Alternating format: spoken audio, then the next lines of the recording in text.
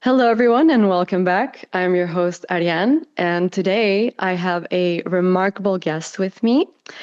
He is joining me in closing our second season here at the Lonely Artist podcast. Darin Bristow has done literally just about everything in the world of animation and VFX. 2D, 3D, technical direction, studio leadership, design, you name it, anything under the sun. He's worked on projects for film, TV, YouTube, and as a supervising producer on the SpongeBob Saving Bikini Bottom movie. And if I were to list all of the achievements that you've gathered throughout your career, I think we'd sit here for another 20 minutes just on the introduction itself. But with over 30 years in the industry, Darin is now a dedicated educator who brings a wealth of knowledge and an incredible passion for mentoring new talent. He's an inspiring mix, in my personal opinion and experience, of creative power and practical insight. So, Darin, welcome. I'm thrilled to have you here with me today. And you are now my new agent. Thank you for that awesome introduction. And thank you for having me on your show.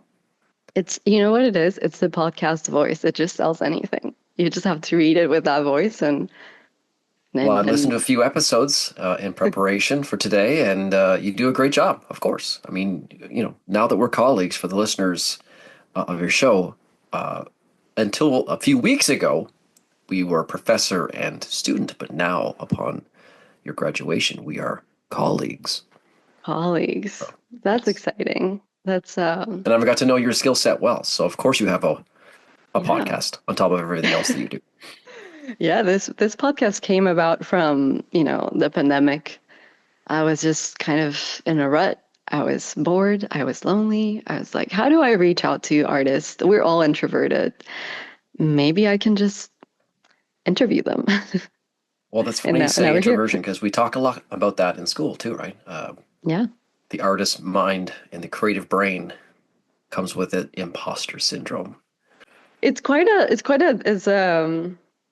juxtaposition between like the work that we do in the industry that, all of our stuff is out there for the world to see, but we're in our own like world. We want to be by ourselves or with a small group of people. We don't really like want to show ourselves as much as we want to show our work, which is quite interesting. And Yeah, I my work know is my communication, right? Don't ask me. exactly. Look at my work. But then look at my work, but don't say Yeah, anything about it because we're fragile. exactly. Don't hurt our feelings. Yeah, and I loved during one of our classes when you said like that you were not an introvert, not an extrovert, but like an ambivert. You kind of like have to live in both worlds and learn how to navigate that. Yeah, I call myself a reluctant extrovert. Uh, I don't really Yeah. want to do, I don't really want to stand out there and make a speech or do a pitch or be what would be perceived as an extrovert, but I will if asked, right? Yeah. It's never the ones who want to do it who end up doing it somehow. At least from the people I know who are in positions like us where we've, given speeches or like been in positions where we have to talk to a lot of people and like communicate well. It is a skill that is highly valuable and becoming more and more valuable, in my opinion, as we head into the wherever we're heading. The jobs that are the most creative or have the most input do come along with you may have to get on a plane and go pitch your vision to somebody, Yeah. and you got to say it out loud, right? It's so true. And well, at least for now, we're going to the past. I'm traveling to the past with you. I want to All learn right. more about the beginnings of Darin. Okay. How how did you get into arts? How did this journey begin? Was it like most people where you were just kind of like born with that curiosity? Great question. So I've been in preparation. I've been like, how should I answer some of these questions, right? So I'm a product of the 70s and 80s. So no computers. Well, I guess there's computers, but they weren't in your house yet, and they definitely weren't in your pocket. And they definitely were connected to phones. So it was television, movies, comic books, and cartoons, basically. And I guess I just liked drawing. I guess it just started with a passion for drawing. I didn't know anything about animation, although I watched animation. Mm-hmm. No idea how it was made. And back then, the only thing you could ever see or read about was that you had to be an animator. So if you were in the business of animation, I guess the only job that was there was animation. Yeah. But I guess my parents they're like the best agents anyone could have, supportive parents or mentors. We'll get to mentors too, right? Mm-hmm. My parents were very observant, I guess, of my passion for drawing. Although ironically, I wanted to run around outside and play in the forest. It was my friends who were like, "Let's stay inside and draw." So I was like, oh, Oh. "Okay, fine." And I guess in doing so, I either had some skills or I was very observant about details about cartoons I watched and comic books I observed. And I guess they saw some skill in my drawing. And then they encouraged me to go to a high school that actually had an animation course That's mixed in with a incredible. whole bunch of fundamentals. So I got whisked away from my what would have been my local high school, Mm-hmm. and I took a bus every day to this art high school in London, Ontario called H.B. Beale. Where upon going there, I heard lots of other Disney artists had gone there before me. I'm like, oh, so maybe this is a pathway into animation, whatever that is. Right. So that's kind of how it started. I kind of fell into it, I guess, through my parents more paying attention to my skill and I guess my passion, but really just came from drawing, I guess. Right. That's so interesting. I think you might be one of the few people I've ever interviewed where the encouragement was there from the beginning from their parents. Not only the encouragement, but like actively putting you in a position to learn more about it and evolve your skill. I think you're right. My parents were great. My dad unfortunately passed away a couple of years ago, Oh, I'm and he so was a sorry. teacher, and they were both my parents were teachers, so they were very encouraging, I guess, of young talent or helping people find their passion. So I think they identified or saw that I had a passion or what they perceived as a passion for animation or drawing. Right. I was very lucky that they encouraged me, and I was very lucky that I lived in the city that had a course that had textiles and ceramics and sculpting and film and paintings, and Did you animation get was to just do all mixed in that? there. I got to do all of that, but animation Wow. was just mixed into that. Oh, I So I was very see. lucky. That's cool. I mean, so you literally got to dip your toes into every like medium and type I of did. artistic work. I think in public school I was also the guy who could. I was always good at caricatures, and Yeah, my dad at one point in the mid '80s uh, took me over to the local mall, and we rented a spot in the mall. And I brought my desk and a lamp and some markers, and he had me doing caricatures of people. that's amazing. And so I did that, which is now looking back kind of crazy, especially for the reluctant extrovert. Yeah, But I guess I got good at. I really just wanted to work at Mad Magazine, to be honest. So anybody listening who knows what Mad Magazine is, they better. I they mean, better. I hope that my listeners know what Matt is. But it was a just kind of a comic book that had like satire and comedy, but it had a lot of spoofs on movies and cartoons, and so caricatures was a huge part of that. So I think a lot of it started with Mad Magazine. And I feel like the 80s were a great time for comics in The general. best time Yeah, for yeah. everything. I was telling you this outside of our conversation of the podcast about my uncle, who I would spend a lot of time with. My parents would drop me at my grandparents' house, and he'd be there from time to time. And I remember he'd show me all of his comics and all the movies from the 80s. And there was this thing about the 80s that you were not afraid of being campy and out there and just exploring It's everything, kind of a which, wild, carefree time yeah, where a lot of people, movies explored they're all kind of considered classics. yeah. I guess at the eight, almost, if you look back, almost every year seemed to be filled with what we call, I guess, classics, especially in pop culture. Hmm. You walk down, you look at all the things that are still popular. Yeah. It's almost the same things as like 1980.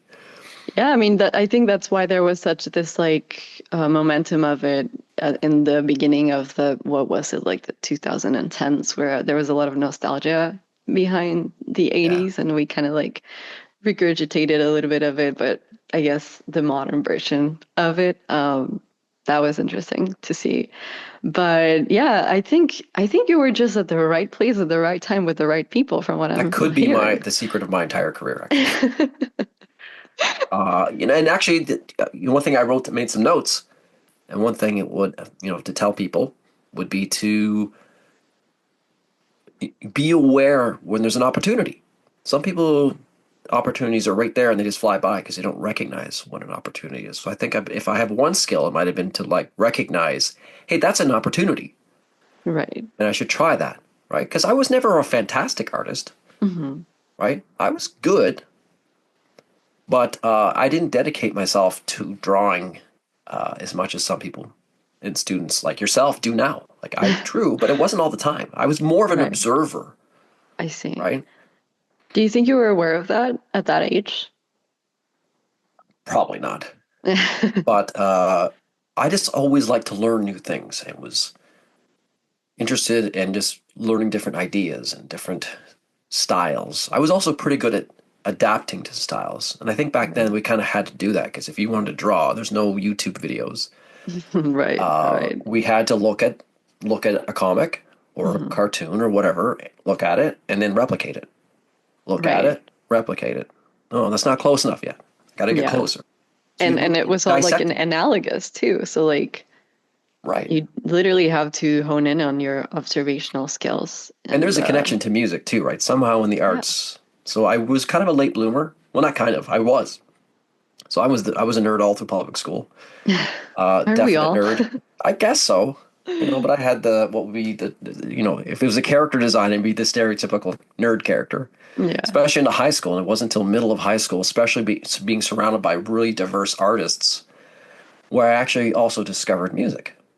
So that kind of broke me out of it kind of widened my horizons. Right. But I think in high school, I came out of high school, and again, lucky opportunities, seeing opportunities.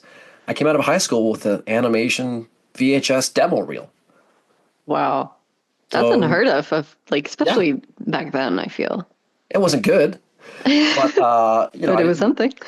it was okay, Yeah. But I had a demo reel, and I had sculpture, and I had done life drawing. Our high Hmm. school had life drawing, That's wow. so I basically had what would be the college portfolio already at Yeah, grade pretty 13. much. I mean, I didn't do life drawing until I came to Conestoga and I was already 28 years Yeah. old.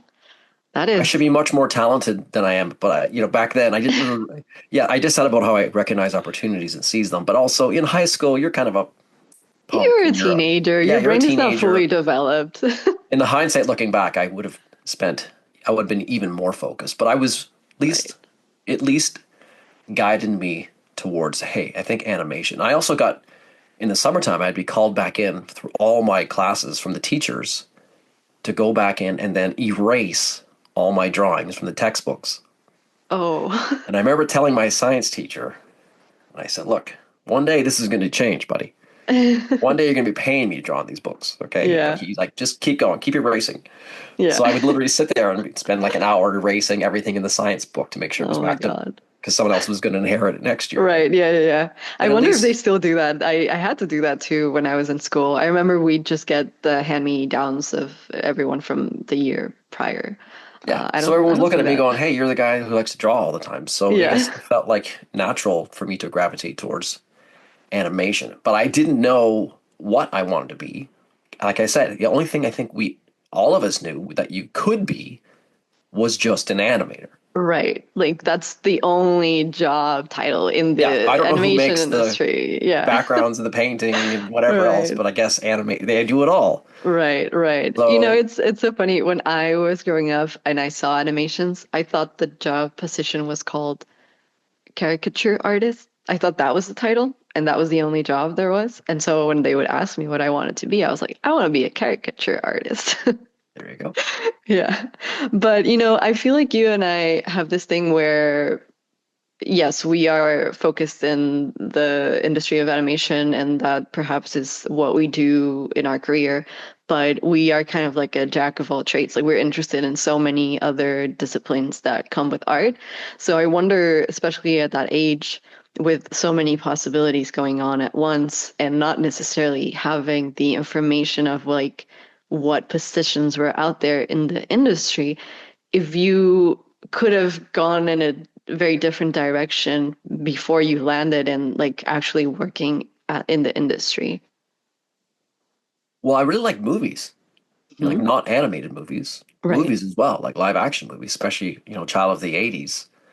Yeah. In Hollywood was this fantastical, like no one makes it to Hollywood.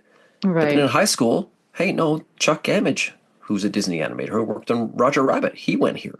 Right. And an animator named Nick Ranieri, another Disney animator, he went to this high school. So I was like, oh, well, maybe this Hollywood thing is maybe it is possible, Right. right? So that was kind of like first exposure to like, no, this is possible. It's possible. You have to work hard. Amazing. I didn't know how much skill I had. I couldn't. It was hard to measure. But I thought, okay, one step at a time. I'll get closer and closer. And then after high school, it seemed like if I was going to be in animation, the only option back then was Sheridan, right? Right. And still, it was the place, right? Seemed So like the next logical step, right? well, it's like, well, I'm not going to be in science because all I do is draw in the textbooks instead of read them. Right. So I guess this is the animation thing. And, this is now the late 80s, early 90s when animation has now had a kind of a renaissance. Hmm.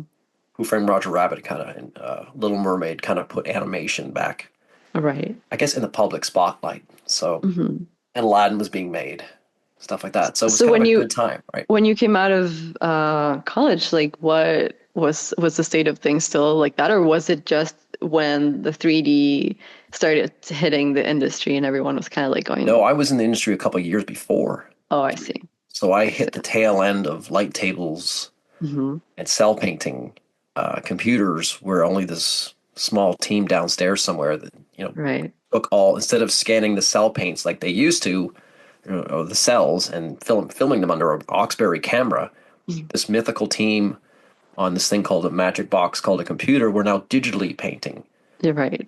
the drawings. So there was no real computers yet. Yeah. And But when I did came you? out, it was, I realized actually at Sheridan that I was not an animator. Mm. The artist brain also comes with lots of other fancy things, one of them being called ADHD, or just having lots of energy. I've never been like actually Yeah. diagnosed, but I have lots of energy. Yeah. So I realized that I don't have the patience to sit and Yeah. draw hundreds of drawings, especially this is back on paper again. Today, digitally, yes, I could do it because it's faster. Right. But when you're drawing hundreds of drawings, Yeah, it is. It takes a special, like a personality type, though I'd say, I think it's safe to say that most of us are neurodivergent in some way, even if we're not like diagnosed. But the TISMs kind of like work differently for everyone, right? There's somebody with a lot of energy to take in a lot of projects, and then there's somebody who can sit for 8 hours straight and draw frame by yes, frame by and I frame. admire those people, and so I could see those people around me, and Yeah. they're way more into the business of animation. Hmm. So one of my teachers at Sheridan, who's actually a colleague of mine now, his name was Charlie Bonifacio, who's an amazing Disney animator. He was my teacher, and he said, maybe you're not really cut out for animation. Hmm. Have you ever heard of something called design? And I'm like, wait, no, what's that? Well, that's just a group of people who they just come up with what the characters look like. Right. We work with our team as animators, and then they give them to us, and we bring them to life. Hmm. I was like, oh, this seems more interesting. So you're saying I could just draw one character instead of drawing 400 in one day? Sign me up. Yeah, So that's then amazing.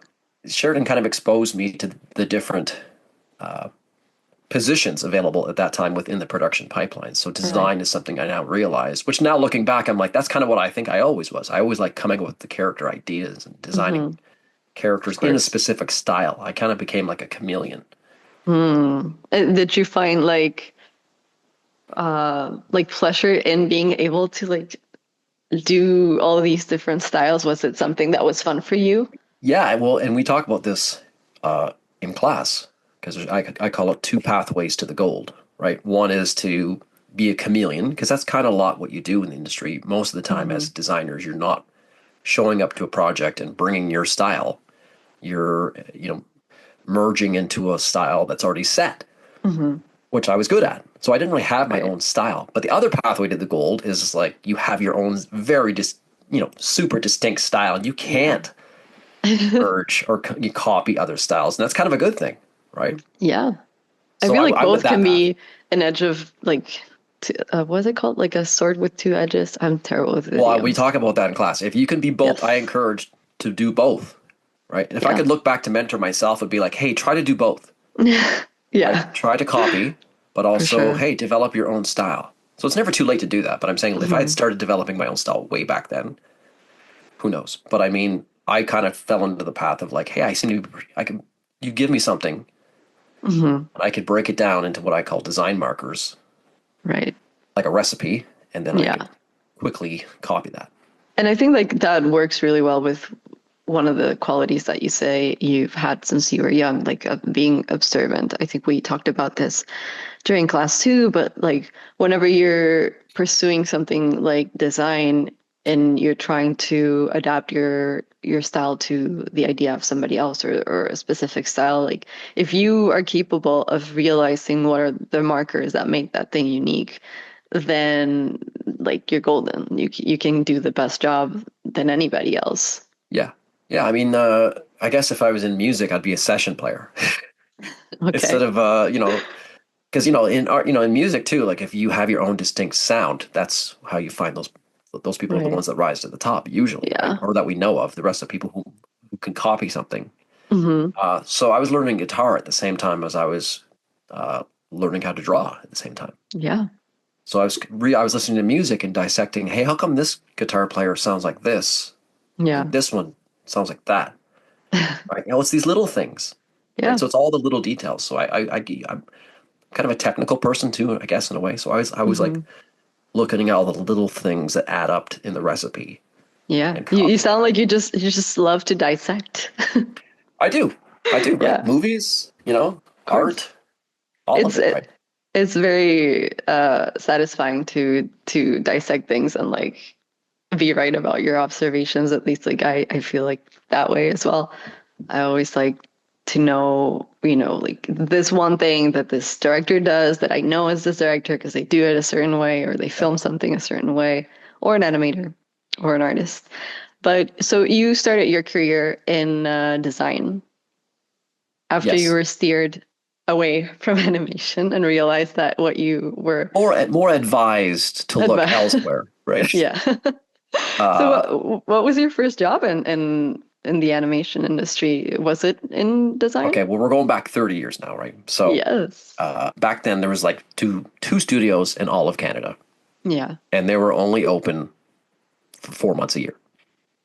Okay, so we talked a lot today about like, oh, it's a challenging industry right now. There's streaming issues that have happened affected us. There's AI's on it's somewhere in the mix. It's tough. Yeah. Well, back then, if you couldn't drive to the studio, you weren't in that location, you probably are not going to get hired, Yeah. right? But also, um, yeah, you had to go to those studios, and there's only two, Nelvana, and a couple smaller ones that kind of Nelvana kind of fed, Right. and they were only open from May to August, and then they'd send everybody home. You grow beards, and you wave goodbye, and You work in anything else go for a little hibernate bit? till the next May. Yeah. Right? And why is that? Well, because back then there was no YouTube, no Mhm. 24-hour channels for animation. We had Saturday morning cartoons. So we Yeah. fed that Saturday morning cartoons. So we made them in the summer. They played in the fall.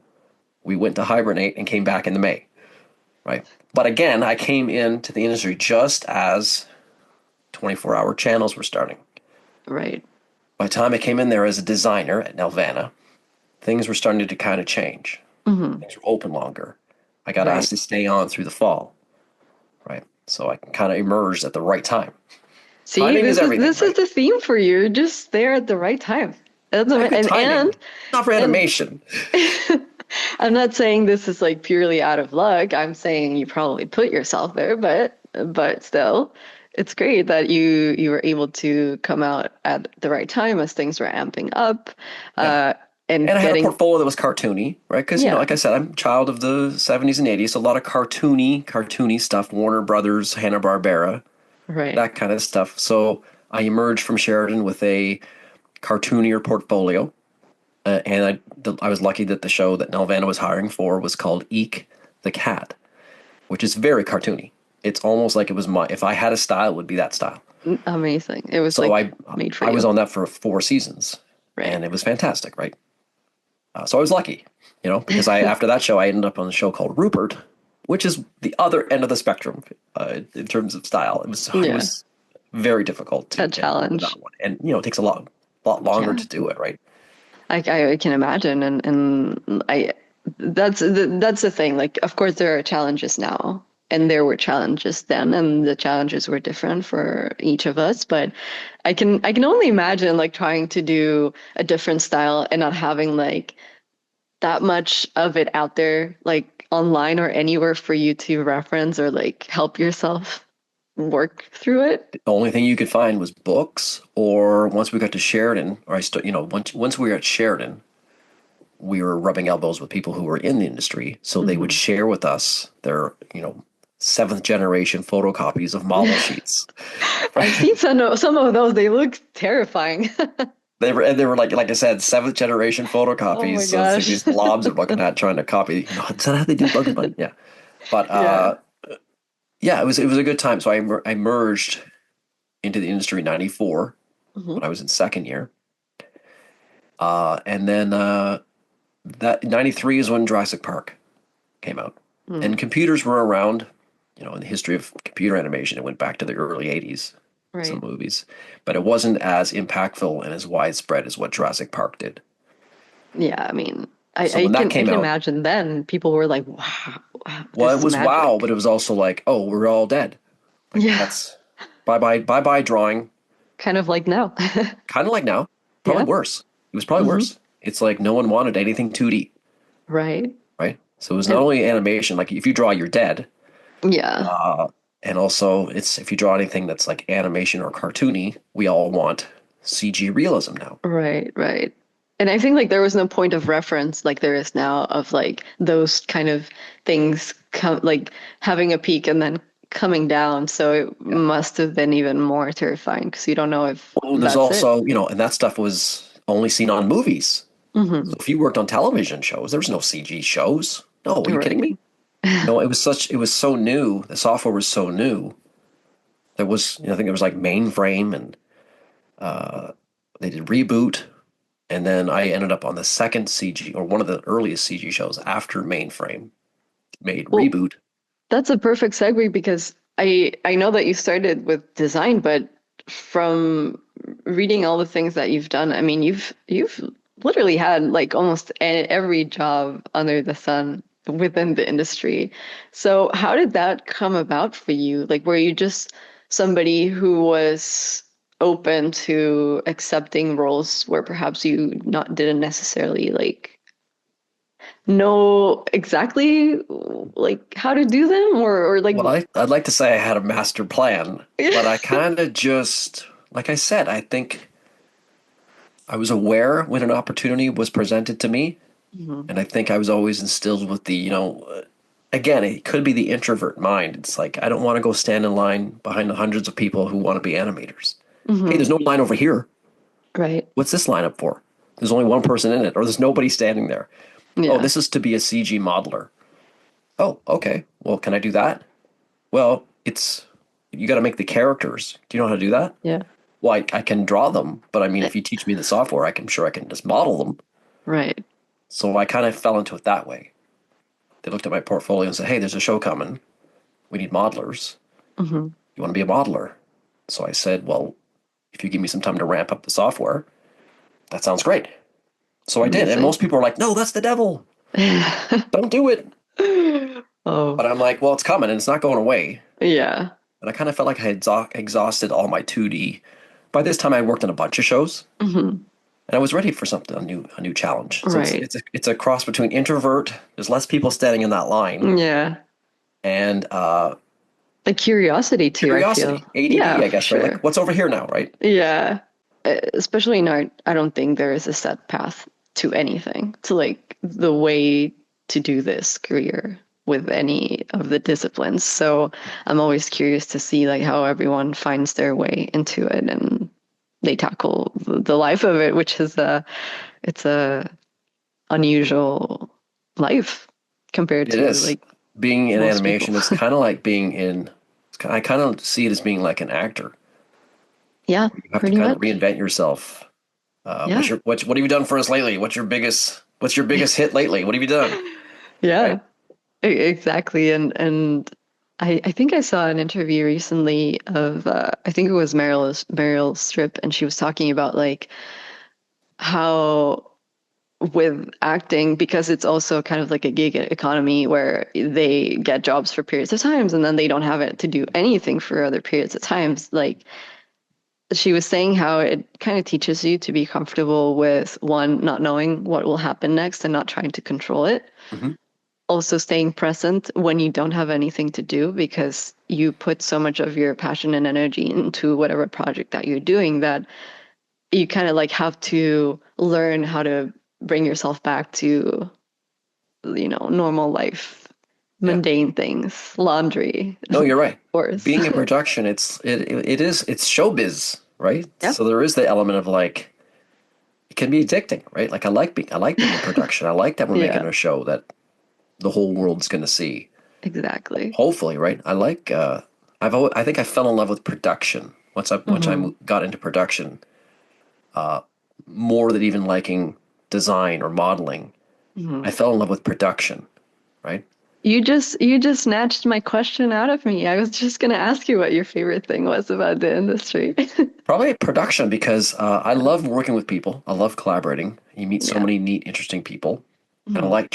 I like establishing brand new relationships Hmm. along the way. And you learn something from everybody, sometimes Yes. good, sometimes bad. But Yeah. it's a group of people who get together for one time only. Hmm. And that's it. And even if something Yeah. goes into multiple seasons, it doesn't mean it's going to be the exact same recipe of people. So Yeah, it's never. every season or every production has its own life, and that's it. We come It's true. together, we do something, and then we all go away.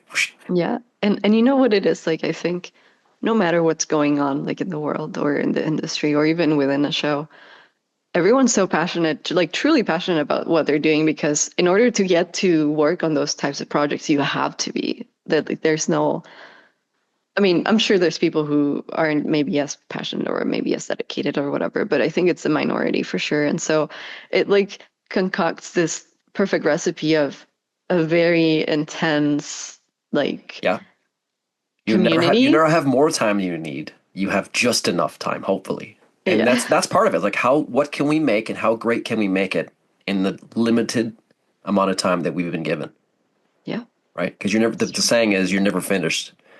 Someone just comes along and takes that thing away. Isn't that so true? Yeah. So you're like, I mean, only a few times in my career I've been like, yeah, nailed it. I can't change. Yeah. I refined it to, in my mind at that point, perfection. I can't get any better. That doesn't happen all the time. Usually you're like, oh, wait, no, wait, oh. Okay. And it's on television or wherever on a screen, and you're Yeah. like, oh, I should have changed. I wish I had one more day. All right. All right. Sometimes it does come together. I love the happy accidents Hmm. where you maybe reach beyond your skill at that Right. moment in that period of time, and you're like, wow, that's okay. I really that thing I just did was one of the best things I've ever done. I went beyond my skill level just that one time. Yeah. Right. That's That's how you grow, right? Yeah, it's true. There's a lot of growing pains too in pursuing this career, like It's never all the ending. I hate to time. tell you. Hey, sorry, All the listeners, time. it's never ending. Yeah. If you're listening to this and you are not into learning things like every 3 to 6 months, just I don't know what to tell you. Well, we're going back to the introvert extrovert thing because it's a constant hustle, right? You Hmm. know, the, I was lucky enough to join companies where I was there for long stretches, and I think it's because I was someone who was able to just jump around and do lots of different things. Like, hey, you know how to do that thing, right? You go do that. Yeah. Oh, don't go yet because you can do the thing that's coming up, right? Can you do that Hmm. too? Okay, so stick around. You stick around, right? Right. So that's kind of been a part of my career. I just jumped around and did different things. Hmm. So I fell into like design, which is at the beginning of the production, But then I also, Hmm. in the CG world, became like a technical director and a compositor. So when you're putting the shows, you'd be assigned 4 episodes. Yeah. So you have to put them together Hmm. and composite them and render them and do the effects. So I was kind of Right. at the beginning of the pipeline and then at the end. So they're like, well, we might as well just keep you around for the middle section, right? Yeah. So within the entire like spectrum of the pipeline and all the things that you've done, like if you had no choice but to just do one thing, like what do you think you'd like to continue doing? Well, I think what happened at some point, because I was around everywhere, and there, at some point, someone's like, "Hey, you know how to do that part, right? Okay, Hmm. and you know how to do this part, right? Hey, wait, you know how to do you know how to do most of the stuff." And again, I wasn't like spectacular at all the Hmm. things, but I knew enough of all of it. So they're like, "Well, look, there's a new project coming, and we don't know how much it's going to cost. So you know how to do all those things, right? I mean, you should be the person that talks about how we're going to make it." But Hmm. no one said, "Hey, that's a producer." But I Right. started doing that job. I mean, I got to the producer through a CG supervisor position, which is basically at the end of the day, they're like, hey, if you can manage a team of modelers, Hmm. how about can you manage the modelers and the riggers?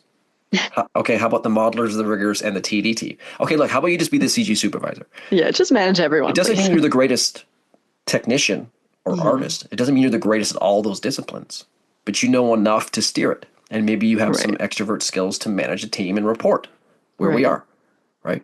Hmm. So that's kind of how I fell into CG supervisor, and then that basically they put you in a blazer and Yeah. you move from In a Maya suit and into Excel tie. charts, and you talk, and you become a producer now. So you're just Yeah. well, here's how much this is going to. What do you want to make?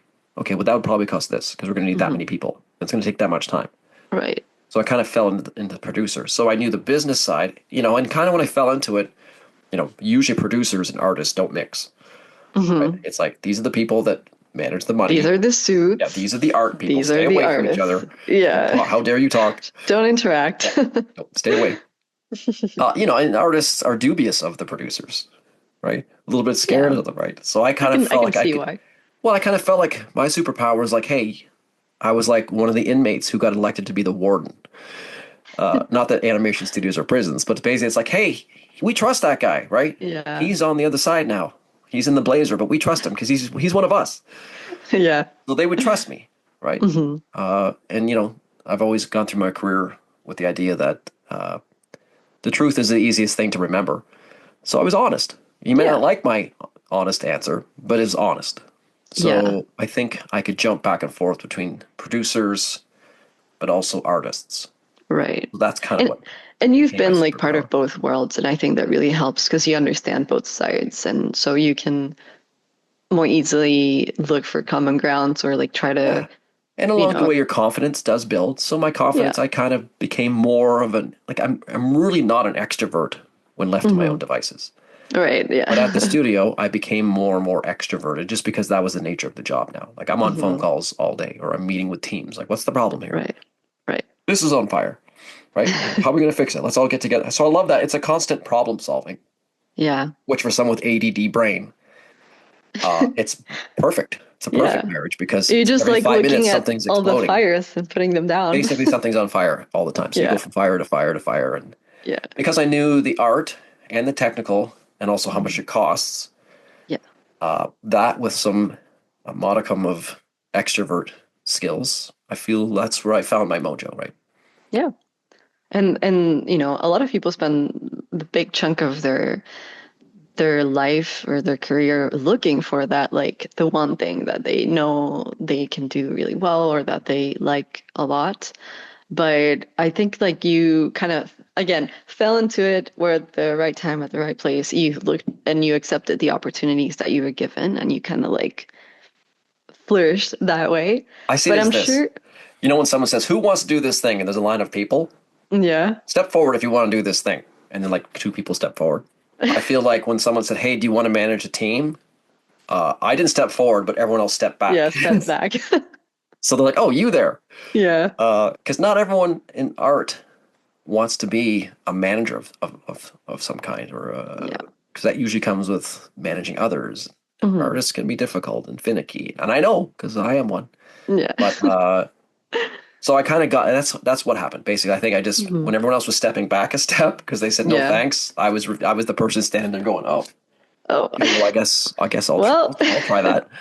right. Right. And what would you say like is one of the things you don't enjoy as much about like the industry or any of the jobs that you've had? Like, what's your biggest pet peeve? Ooh, I knew you were going to ask me this because you asked Yeah. everybody else this one.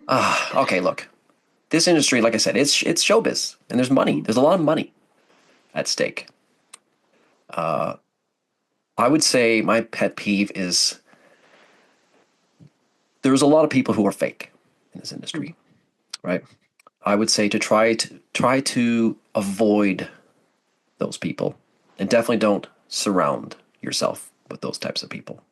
Try to Right. gravitate towards others who you're like-minded. That's my pet peeve.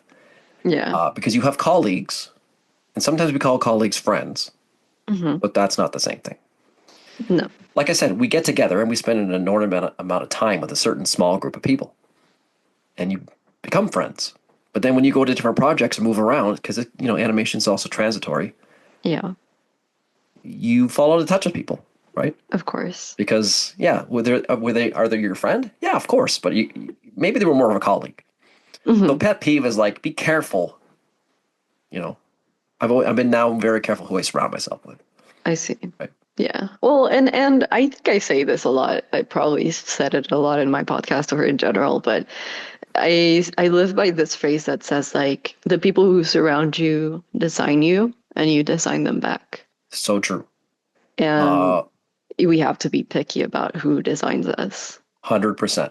You are what you surround yourself with, or you become what you surround yourself with. Yeah. Yeah. So great. Yeah, that's a great. And also, I listened to a couple other episodes where the guest you had on was calling himself old at age 32. So I'm like, what? Oh, Come on. So I'm I in my don't even 50s get me now. So I'm started. like ancient compared to that guest. But here's what I've learned, okay, is that life is about quality time with quality people. That's it. So you only are here for a certain amount of time. You only overlap with a certain amount of people for a certain amount of time.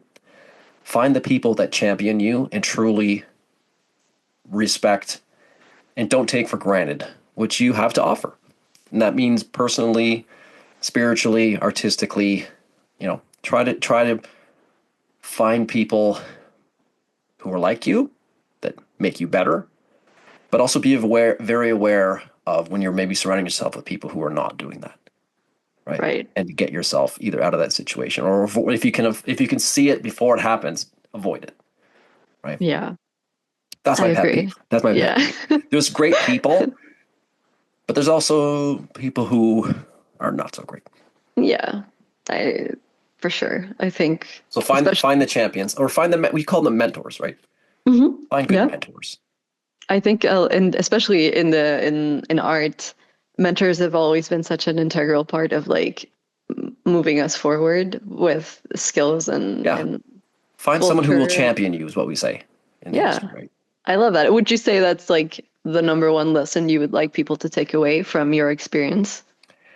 Yeah, and also the other thing is, as artists, especially when you're younger in your journey, the confidence isn't there yet, right? You're right. We have this kind of weird artistic need to like when we show off our art to people, are like, I'm still working on the hand there. It's not quite done. Like, no, you know what? Like, always be proud of what you do at that time. Try to be the best artist you can be at that time. Try not to compare yourself to others, like because everyone's on their own journey. But yeah, try to just be the best artist you can at that time, and don't be embarrassed, right? Be proud of what you do. Because if you're not proud of what you're doing, how can anybody else be happy I for you, love that. Oh, right? that's so nice. But Yeah. look, this only came with wisdom. This wisdom nugget only came to you after 52 years of experience. Yeah, and yeah, I think again, we're introverted, we are insecure about what we're doing, but we're doing Why something is like that? Why does that? Why does art and I insecurity go hand in I hand? don't understand why. It's always the people with like who are very intelligent, who have a lot of skills, who are artistic and passionate that doubt themselves the most. And it's maybe that awareness that makes you self-conscious, that observation that like other people who might not be as observant don't have that fear because they don't observe themselves. You know, that, yeah, because I was raised like, always be humble, right? Hmm. So I always be, I mean, not that I have anything to brag about, but I'd always, whenever I was showing my artwork or my work, I always be so scared to come across as arrogant. My fear would be like, oh, I hope never be seen as Right. someone who's arrogant. So it kind of comes along with that like self-depreciating, like, oh, I'm still working on that leg. Yeah. It's a rough pass, Yeah. And, right? and it is vulnerable. Like art is vulnerable. Like it comes from you. You're putting your soul on the page or the Yeah. Cintiq, right? So Yeah, that's it, right? maybe that makes sense too, because it's not just something that's detached from Well, you you. said it at the beginning of this interview. You said it. You said we choose art because that's probably our best way of communicating. Yeah. So you're kind of putting yourself out there to be Yeah. notes and revisions, right? Exactly. So you don't want Revisions people to suck. stomp on it. Yeah. And, uh, I would love to also know, because you are so into other things, not just animation, like what are some of the things outside of animation that you use to inspire you, to keep you motivated, to keep you like having this desire for It's continuing? that's the loaded question I think we're all looking for, right? Is Yeah. because look, I have friends who are in construction, right? Okay, you show up at the construction site. Hey, see those bricks there? Yeah. Can you stack them over there by 5 o'clock? Thanks. I'll be back in an hour. Yeah. You don't need inspiration to do that, right? You just have to do it. Yeah. We have to show up at the blank page, I call it, or the blank Cintiq or whatever, and we need inspiration to come Yeah. knocking, and it doesn't. When you want it to, it can't. It doesn't show up at the job site every Never. day at 9, right? You got to coax it out, and Hmm. it doesn't show up. Maybe it doesn't show up for weeks, right? So that's what's Yeah. difficult about our gig is that we have to show up and like be inspired every day, and it's hard. It can be hard, right? It's a Yeah. well of creativity that does dry up. So I'm constantly trying to just look at everything, listen to different music, movies. I love being a professor because now I meet talented individuals like yourself who are now exposing me to things I've never would never see on my own, maybe. So it's Right. really widened my what I look at, Of ideas and course. designs, and that's what inspires me. Being a professor is what inspires me because now, plus after 31 years in the industry, I feel like I've attained enough. I feel like my story.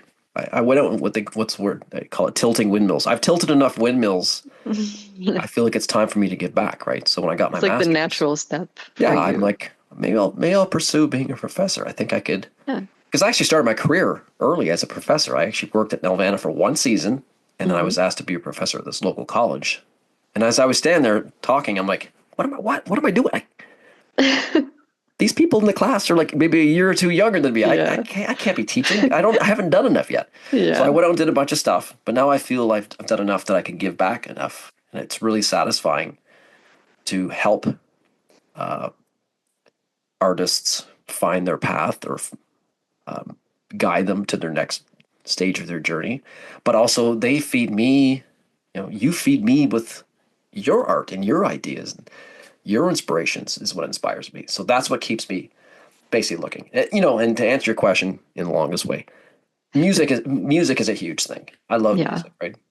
Me too. I don't think I could live without it. That it would just be terrible. And you play instruments? What do you play? Yeah, so I play the keyboard like piano. Okay. I do surround myself with a lot of very talented musicians, and I have a very big appreciation for music. So that also inspires me a lot. And if I can find new music that like just tingles my brain, that kind of like in its own way, like it makes me want to create art. It's weird, It's but well, I get it because for me, like we were saying earlier, like when I listen to songs, I would want to try to dissect them. Like, how did they get that sound, or how did they play that, or it's yeah, kind of like design. Look, how did this character design? How did they put this character design together? What's their yes, style? Like, oh, that's interesting. exactly. So for me, I like playing instruments or I play guitar is because it's like kind of you're on the trail of dissecting a great character design. It's like, how did they get? Yeah, Oh, I see what they did here. That's interesting. So you're kind of learning that you're learning that recipe of that guitar player or that keyboard player or that drummer, right? So it's constantly this big mix of ideas that you're swirling around in your AI brain. Yeah. Uh, that You're kind of that's like where you get putting ideas yourself from. in the student mindset all the time because you're trying to learn new things, like when you dissect And music it's never or ending, right? Like as artists, it's never ending. Like yeah. you are always getting better, right? And even if you stop doing it, you're always getting better because you're still observing, Yeah, right? You're still looking exactly. at it, and people are constantly coming up with new ideas, and then technologies are changing things rapidly. So there's always seems to be something that hopefully brings you inspiration every day. But it's tough. It's tough, right? Yeah. Well, and speaking of technology, I feel like we touched on it a little bit before, but like there's this kind of like fear that's going on around with newcomers to the industry and people who've already been in the industry for a while when it comes to AI and all of these things that feel like they're just gonna take everyone's job away and we're all gonna like die. And I don't believe that it's as extreme as that. And I think it's like a pendulum that's like swinging really high right now, and it'll settle at some point, and we'll be all in the middle somewhere. But like, what's your perspective on that? Wow. Well, look. Okay. So thank you. I can only tell you my perspective. Okay. Yes, at this point in time, For someone with who's what you know. been through major changes in how animation is produced, right? Remember, I started on paper and light tables, right? Yeah. Horse-drawn carriages. Uh, it's it's going to be another tool.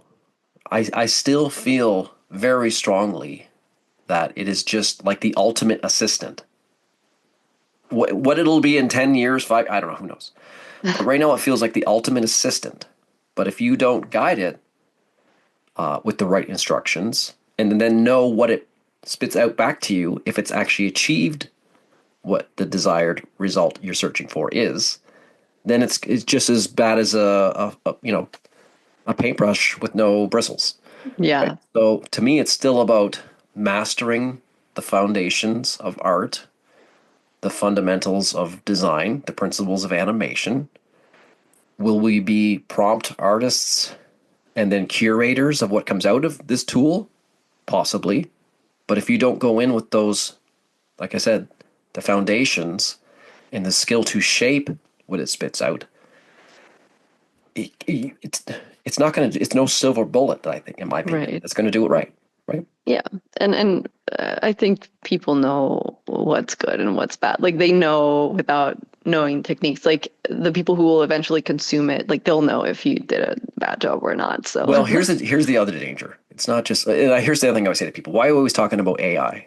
Okay, there's two other letters that have been making me scared for most of my career that no one ever talks about. These guys get a free pass. IT. yeah, Okay, yeah, they're always trying to take your job, right? yeah, It's like the Wile E. Coyote and the sheepdog. You're on the same elevator. Have a great day, Frank. Take care, Steve. And they go to their office trying to remove your job while you're sitting there in your office doing your job. yeah, They're always trying to streamline things. So AI will streamline things, and those who remain, I think, will have to have a firm grasp on the foundations of design and art and motion. But also, I think you will need to have those extrovert skills we kind of come back to. It doesn't mean you have to yeah, be an extrovert, but I think we should all learn how to be one for a few minutes if we need to get on the phone call to Netflix and explain our vision of how yeah, the creative should be. Because I think those are the jobs that will remain. So that's where I think it's going. So yes, and also when you work for yourself and you don't have a client, sure you could prompt something and out pops the animation or whatever it is, live action. That's it. You're the only person who's guiding it. hmm But when you're working for a client, right? It doesn't. When you present artwork to the client, they don't know where it came from. right, So when they give you notes, you got to go fix it.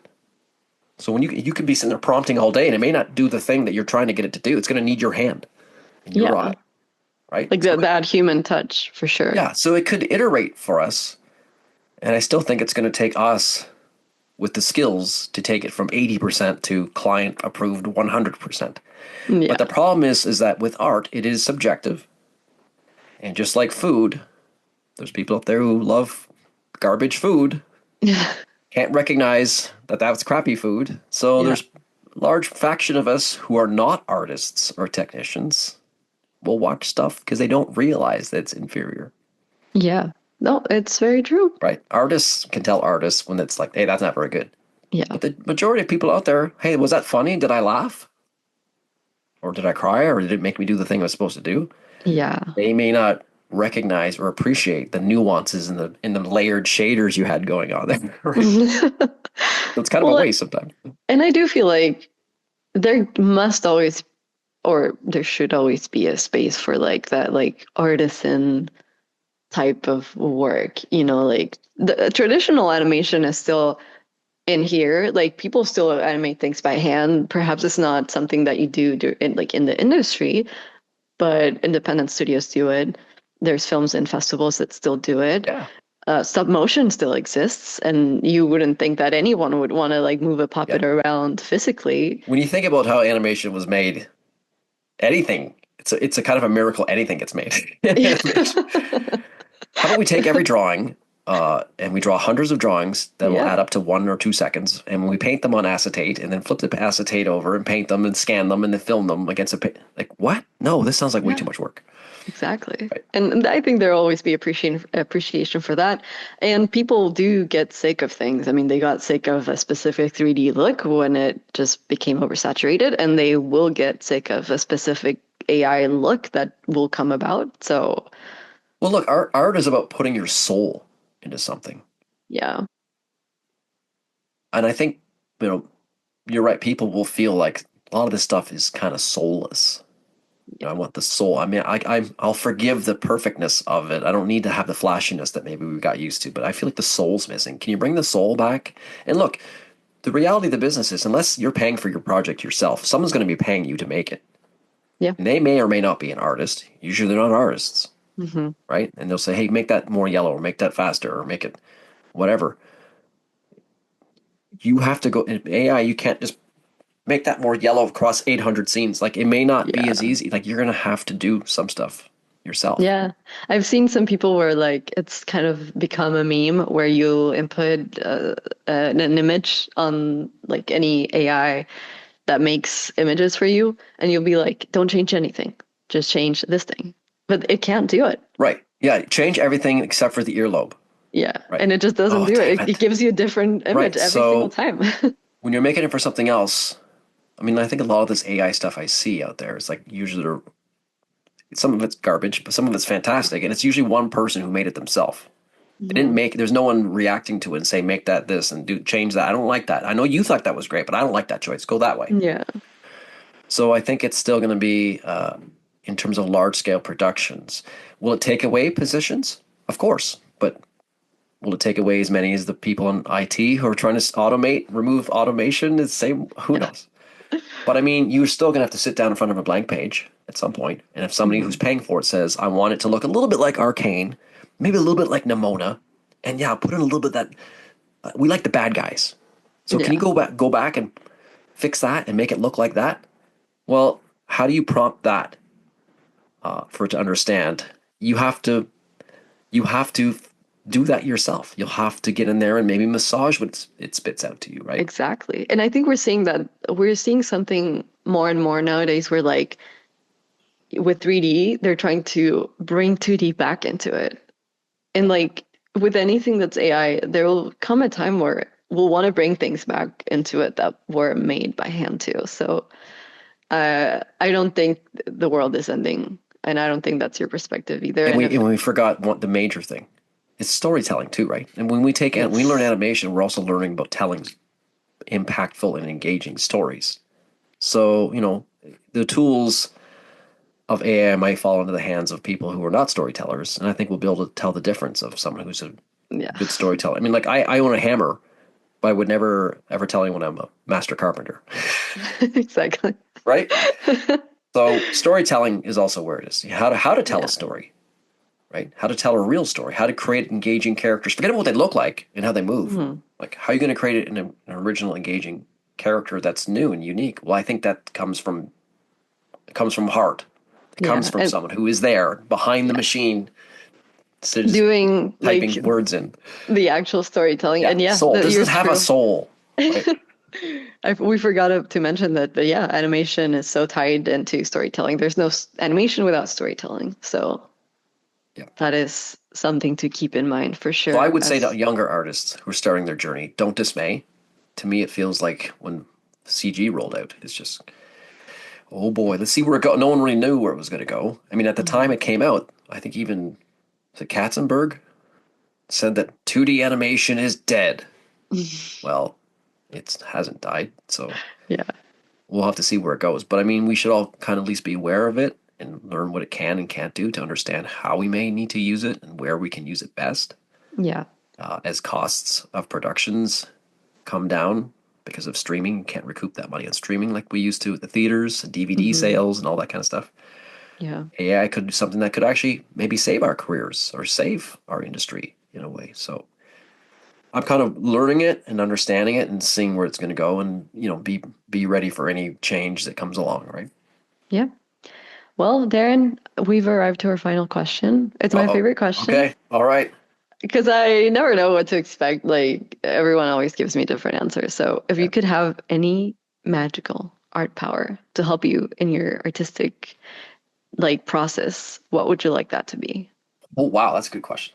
One master, be a master of one area of Well, animation. you can either like your magic power could be that you're just a total master of something, or I know like some people have said, "Oh, I want to stop time so I can draw more," or so whatever Wow. magical thing you can think of.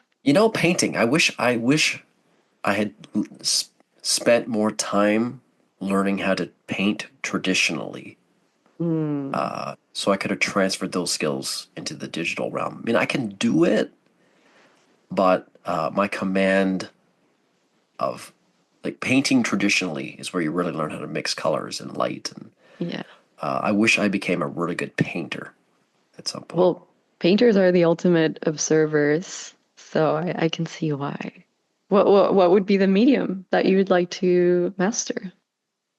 Well, it would probably be, do a real painting on traditional canvas with real paint and brushes. But there's the ADD. I don't know. I could probably get it all. I could probably get the easel and the canvas and all the Yeah. paints and all the brushes set up, and then I'd wander Yeah. away. Yeah. I don't think Hey, what's over you could there? work with oils or watercolors because you'd be doomed because you have to wait around so Yeah, much for no, I those. can't do that. Can't do No. that. Yeah, I but got that's my a great start question. That's a really good in question. What's yours? in What would well, yours be? the magical power? You have a lot I of magical powers, so I'm really interested to hear what this answer is going to be. I think for me it's about time. Like I just need days to be longer. I need them to last like 50 hours. Because you have so many outlets for your creativity you want to pursue, right? Yeah, I have so many interests and there's just not enough time to do all of them. And so Well, if I maybe you could want to have work more for your. time. Maybe a studio is not where you want to be. Maybe you want to do your own things because that's where you can do that kind of stuff.